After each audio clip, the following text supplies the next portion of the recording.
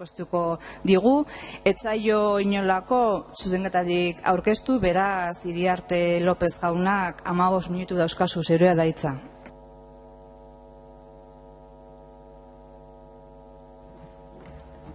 Bai, eskeranitz, presidente Andrea eta arratsaldeon Nafarroako gobernuaren presidente Andrea, gobernu kideak eta parlamentari jaun Andreok. El sentido de la moción es creo, meridiano, es claro. Se trata de promover políticas de la memoria incluyentes, plurales y basadas en la reconciliación, el mutuo respeto y la erradicación del odio. Y para ello se trata de tener en cuenta a todos los navarros y navarras víctimas de violencias injustas de 1936. Hubo violencias también injustas antes de 1936, pero nadie duda que 1936 supuso un aldabonazo que dio origen a una escabechina particularmente sangrienta en Navarra, ¿no?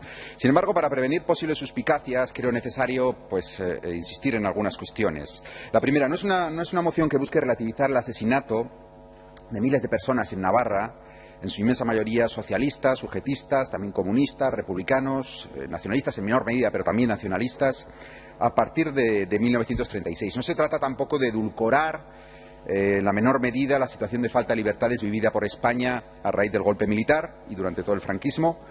Creo que atrevernos a hablar de la violencia ejercida por parte de las autoridades republicanas o las milicias anarquistas, socialistas y comunistas no hace al franquismo menos malo, ni a las viudas de Sartaguda y de otras localidades menos viudas, ¿no? Una visión crítica, equilibrada, no significa tampoco una visión equidistante, significa una visión no monolítica, una visión que comprenda que las responsabilidades no estuvieron solo en un bando y como tampoco lo estuvieron los crímenes y que por desgracia el rechazo a la democracia era extremadamente común en la España de 1936 a izquierda y a derecha.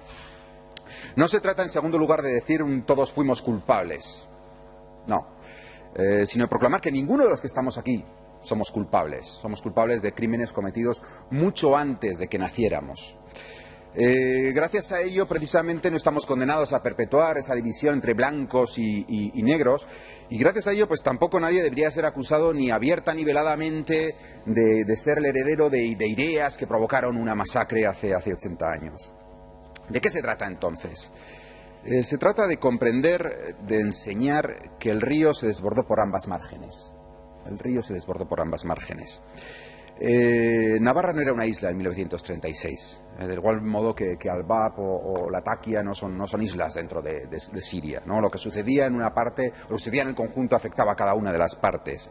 En 1936 Navarra estaba dentro de una España sumergida en una espiral de odio y de violencia, no solo entre republicanos y los mal llamados nacionales, porque hasta los anarquistas tenían un Consejo Nacional y una Confederación Nacional del Trabajo, sino también dentro del bando republicano. En marzo de 1939 la guerra intestina dentro de los republicanos provocó solamente en marzo en torno a 2000 muertes.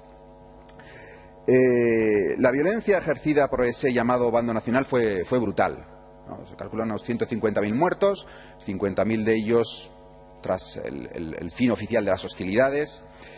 La violencia de los partidarios del gobierno, a veces partidarios muy entre comillas, fue también brutal. Mucho menor, pero fue brutal, unos 50.000 personas.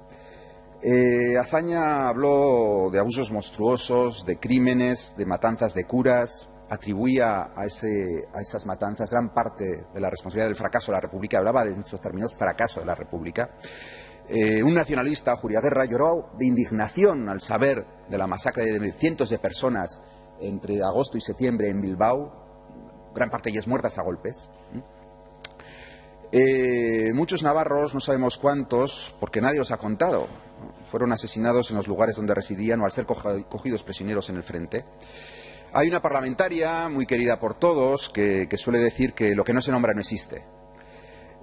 Durante décadas no se habló más que las personas represaliadas por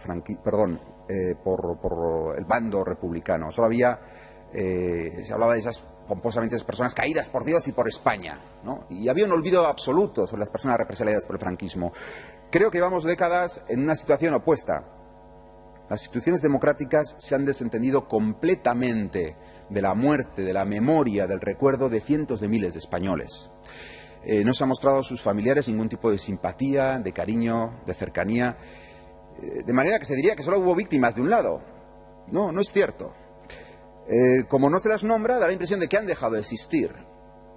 probablemente esta moción no sea aprobada, nadie va a decir nada de las personas, no fueron muchas, pero unas 37, 38 navarros que murieron en los bombardeos republicanos. También merecen un recuerdo. Debe además recordarse que de acuerdo a estudios bastante recientes y además bastante bien fundados, la mayor parte de los combatientes en la guerra no fueron voluntarios. No es ya que los voluntarios, muchos de ellos fueran obligados o tuvieran 16, 17 años, sino que la mayor parte de ellos en los dos bandos fueron soldados de reemplazo. No sabían ni mucho ni de la república, ni de la democracia, ni del fascismo, ni del comunismo. Lucharon obligados. Y en ese sentido fueron víctimas injustas de una violencia y de una situación injusta. Ocultar que el río se desbordó por ambas márgenes nos parece un grave error histórico y político, porque solo contribuye a dar una visión maniquea de lo que Bernat llamó nuestra tragedia nacional, ¿no? La tragedia nacional de España. Soy perfectamente consciente que las ideas de algunas de las víctimas nos pueden resultar mucho más cercanas, o podemos creer que nos resultan más cercanas, porque luego en muchas ocasiones cuando accedemos a las fuentes nos damos cuenta de que hay un abismo entre nuestros puntos de vista y los de aquellas personas. Pero digo que soy consciente que las ideas de unos nos pueden resultar más cercanas que los de otros, que las ideas de los otros nos pueden resultar absolutamente repugnantes. Eso a mí también me sucede. Me siento mucho más cercano a Azaña, a Besteiro, a Serafín Uder, que a Calvo Sotelo, a Primo de Rivera o a Víctor Pradera. Pero creo que nadie merece ser asesinado por sus ideas. Nadie. Una política de memoria plural significa asumir que en una sociedad asimismo plural, abierta, democrática, es lógicamente imposible llegar a un relato único de la guerra civil y de sus responsabilidades. Los propios republicanos en el exilio fueron incapaces de llegar a un relato único de responsabilidades. Se echaban la culpa unos a otros, los republicanos, a los comunistas a los socialistas, o todos a los nacionalistas, con razón o sin ella. ¿Están siendo las políticas de la memoria actuales en Navarra incluyentes, plurales, basadas en la reconciliación? Pues creo que nadie honestamente puede responder que sí. De hecho, en los actos conmemorativos rara vez se escuchan estas palabras, ¿no? Reconciliación, pluralidad, inclusión. Tampoco se suelen escuchar esas palabras de paz, piedad y perdón escritas por Azaña, pronunciadas por Azaña. Como he dicho, muchos muertos, muchas tragedias, muchas violencias injustas están siendo sistemáticamente olvidadas. Y en paralelo con ese olvido se está alimentando una visión del pasado simplista y maniquea que no busca la reconciliación, sino que se diría que busca alimentar el enfrentamiento. La memoria histórica debería servir para aquello que un historiador nada sospechoso, como Manolo Tuñón de Lara, se propuso en uno de sus últimos libros sobre la guerra civil. Decía: se trata de ayudar la inserción de la guerra civil en la historia de España, con la consiguiente desaparición de su empleo como instrumento en los debates de las nuevas generaciones españolas. La guerra civil, en definitiva, no puede funcionar entre nosotros como munición para los debates políticos. Termino, como ven voy a ser muy breve. Creo que la memoria histórica debe contribuir a aliviar el dolor de las personas que todavía tienen a sus familiares desaparecidos en cunetas. Ciertamente debe servir para eso, pero debe servir también para ir más allá. Debe ser un instrumento para comprender mejor nuestro pasado de forma plural e integradora, y ha de servir para avanzar en la construcción de una sociedad más abierta, más tolerante y más capaz de discutir sosegadamente sobre su pasado, su presente y su futuro. Muchas gracias. Mila esker zuri ere.